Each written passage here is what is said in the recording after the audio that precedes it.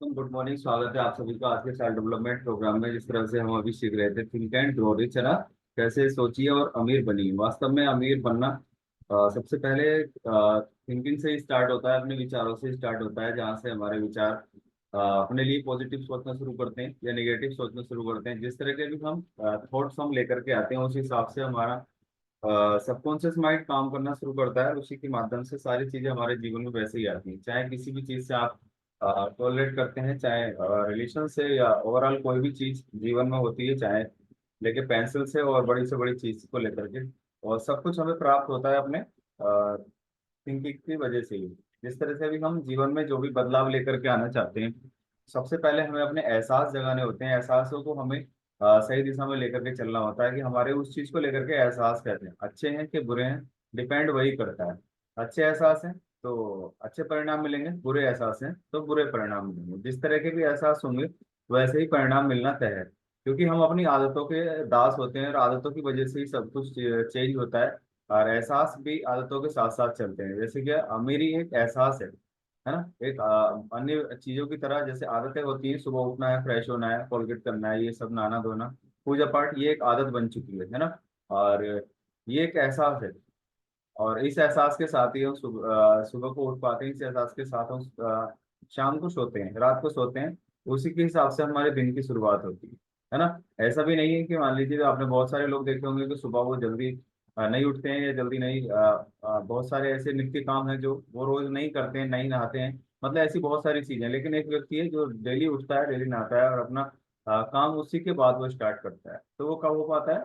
यानी एहसासों की वजह से वो चीजें तो आती हैं और वो अपनी आदतें उन चीजों को बना लेता है। क्योंकि इंसान आदतों से ही बनता है। आदत आदत ही इंसान का सबसे बड़ा टूल है अपनी लाइफ को चेंज करने में।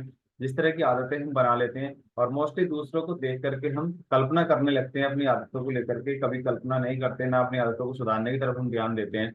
हम कल्पना करते हैं, अरे इसका तो हो गया और इसका तो सब कुछ अच्छा चल रहा है, तेरा नहीं हो रहा ना। इस तरह की हम आदतें अपने अंदर बनाना शुरू कर देते हैं और कल्पना करना शुरू कर देते हैं, जो हमें निगेटिविटी की तरफ हमें लेकर के जाता है। अगर हम चाहें तो हम इस तरह से भी सोच सकते हैं, अरे वाह इसने अच्छे से किया तो इसका मतलब ये क्या अच्छा करता है। तो उसकी उन आदतों के बारे में जानने की कोशिश हम करते हैं, तो हम अपने अंदर बदलाव लाने के नजरिए को पैदा कर पाते हैं। जब तक बदलाव नहीं आता अपने नजरिए में, अपने व्यक्तित्व में, तब तक वो चीजें हमारे जीवन में नहीं आती। क्योंकि अमीरी एक मनोदशा है ना। अमीरी कोई ऐसा खजाना नहीं है कि हाँ मान लीजिए वो मिल गया और हम अपने जीवन को एकदम शानदार तरीके से एंजॉय कर सकते हैं। अमीरी एक मनोदशा है, मनोस्मृति है, जिसकी वजह से हम अपने जीवन को अच्छा फील कर पाते हैं। किसी काम में तब तक लगे रहना चाहिए। मान लीजिए कोई अमीर अमीर इंसान बनना चाहते हैं या सेहतमंद या धनवान या जो भी चीज हम बनना चाहते हैं, उसमें तब तक लगे रहना चाहिए जब तक वो होना जाए। और वो समय बेशक लग सकता है। और हर काम को, बड़ी चीज को, बड़ी सफलता को समय लगता है। कोई भी बड़ी चीज कभी मतलब कम दिनों में या कम एफर्ट के साथ वो अचीव नहीं की जा सकती, उसको समय लग सकता है। तो हमेशा उस समय के साथ लगे रहिए कि बहुत सारी चीजें ऐसी आती हैं जीवन में, उतार चढ़ाव आते हैं और उन चीजों को आगे ला करके जब हम आगे चलते रहते हैं तो हम सफलता के बहुत नजदीक हम होते हैं, है ना। असंभव एवं संभव में केवल उतना ही कहते हैं कि उतना ही अंतर है जितना दृढ़ निश्चय में। जिस चीज को लेकर के दृढ़ निश्चय कर लेते हैं, असंभव मतलब असफलता को लेकर के बहुत सारे दृढ़ निश्चय कर लेते हैं। लोग कहते हैं ये हो ही नहीं सकता, ऐसा होता ही नहीं है ना। ऐसा आज तक कहीं सुना है? आज तक ऐसा किसी ने किया है ना। ये तो जिनके साथ हो जाता है वो बहुत एक्स्ट्रा ऑर्डिनरी पर्सन होते हैं। तो ये दृढ़ निश्चय उसके लिए असफलता के लिए बना लिया। लेकिन एक सफल इंसान जो विचारों से सफल हो चुका है, तो वो क्या बोलता है?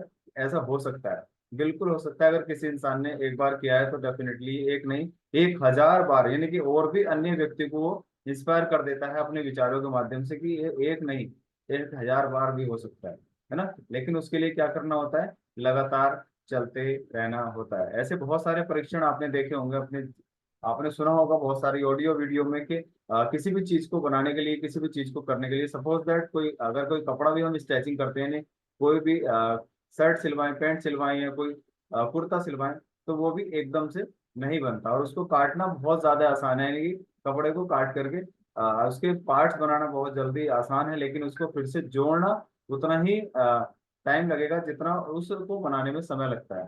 तो वैसे ही बहुत सारी चीजें हमारे आम जीवन में, घर में, परिवार में हमारे सामने होती रहती हैं, और हम उनसे देखते हैं, केवल प्रेरणा नहीं लेते वास्तव में। जैसे बहुत सारे एग्जाम्पल्स होते हैं, जैसे खाना हम बनाते हैं, तो उसको बनाने के लिए हम कितने सारे मतलब वेजिटेबल्स हम थोड़ी देर में हम उनको काट देते हैं, लेकिन बनाने में क्या उतना ही समय लगता है जितना काटने में लगा उनको?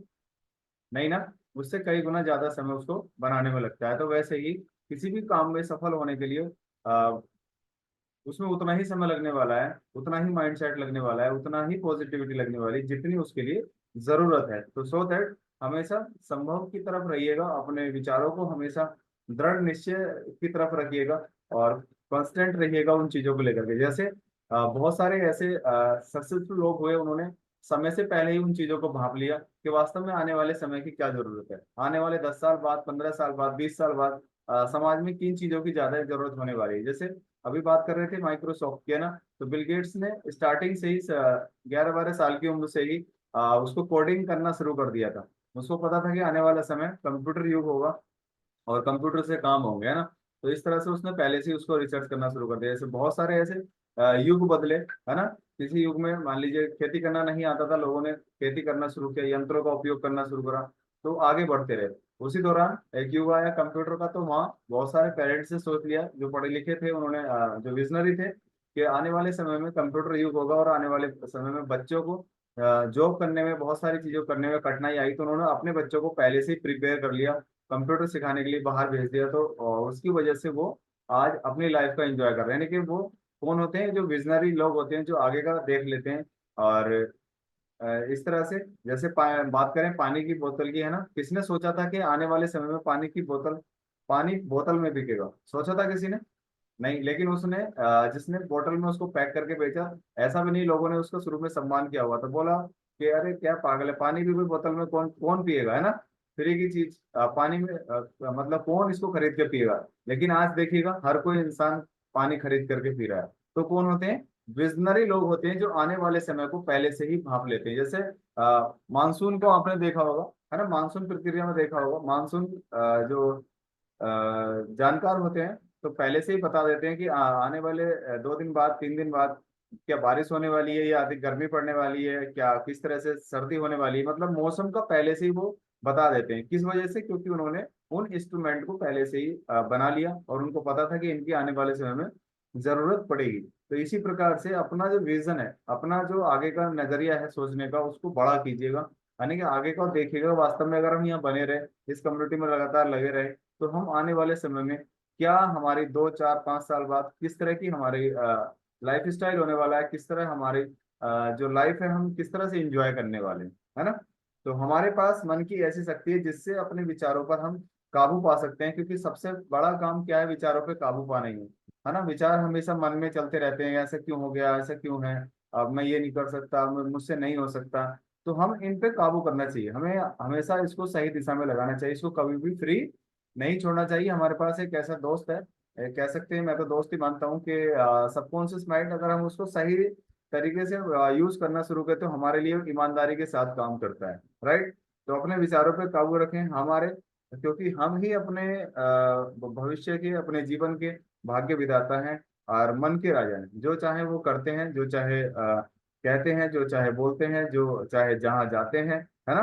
तो इसी तरह से हम अपने विचारों को भी हम सही दिशा में लगा करके अपनी लाइफ को हम चेंज कर सकते हैं। तो एहसास अच्छे हों या बुरे हों, पूरी तरह से काम करते हैं। अच्छे एहसास हैं तो अच्छे परिणाम लेकर के आते हैं, बुरे एहसास हैं तो बुरे परिणाम लेकर के आते हैं। और जीवन में बदलाव पाना चाहते हैं तो हमेशा अच्छे एहसास अपने अंदर लेकर के आए।